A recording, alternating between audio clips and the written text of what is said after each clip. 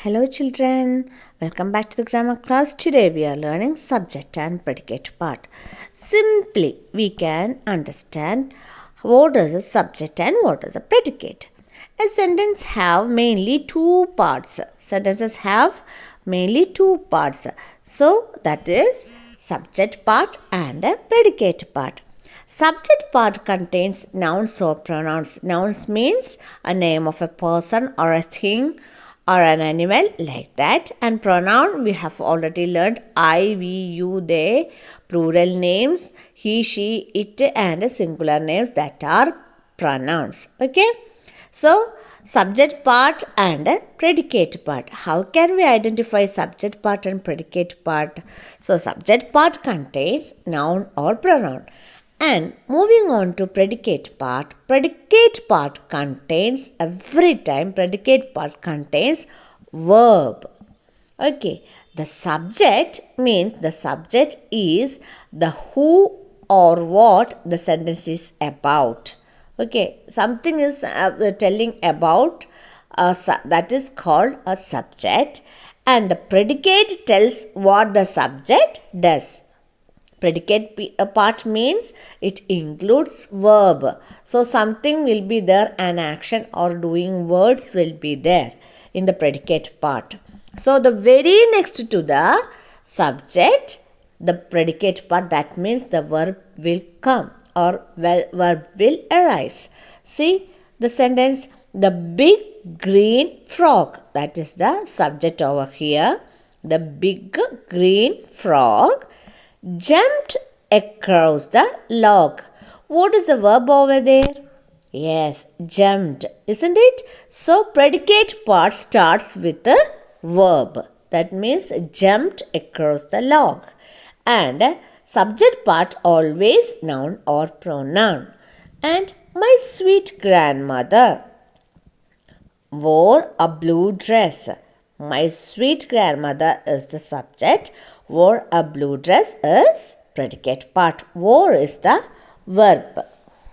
The old shack blew over the wind. So, subject part contains noun or pronoun, and predicate parts starts with the verb.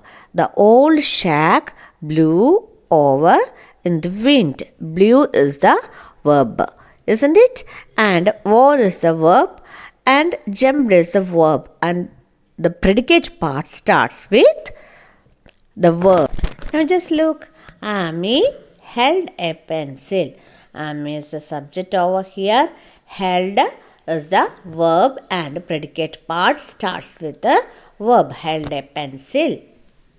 Johnny wore a hat. Johnny is the subject. Wore is the verb. A hat. So predicate part starts with the verb. So that is the verb is here. Wore.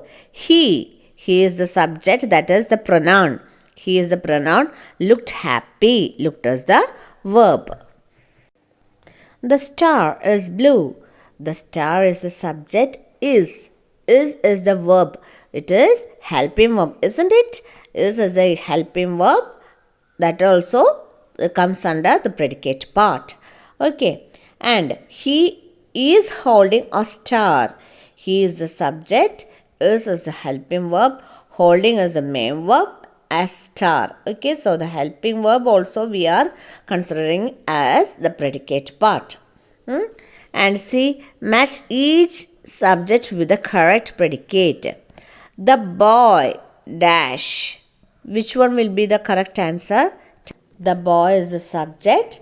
Likes to play video games. The predicate part starts with the verb likes. And the next one, the grandfather smiled when the baby walked for the first time. Then smiled. The predicate part start with the smiled, isn't it? Verb. Then, so helping verbs also, main verb also comes under the predicate part. That is, you have to remember. Then, red, white and blue are the colors of the flag. It is not from our country. It is some other country. Then, May, Toad and Coco are very good friends. Are can be used as the helping verb, and the predicate part starts with the helping verb are. In the spring makes the best cakes. So the predicate part starts with the verb makes. The hot and tired runners drink a lot of water. So the predicate part starts with drink, the verb. My sister is in first grade. My favorite animal is the koala. So here are some worksheets that the girls circle the predicate that goes with the subject. Okay, here you have to see, here the first one is the subject is the girls. So what we want to use over there, we have already learned when the subject is plural, the verb should be in base form, isn't it? So we can say the girls play dolls, isn't it? Next one, my teacher. My teacher is the subject. And what is the predicate part? My teacher teaches or teach. Which one will come?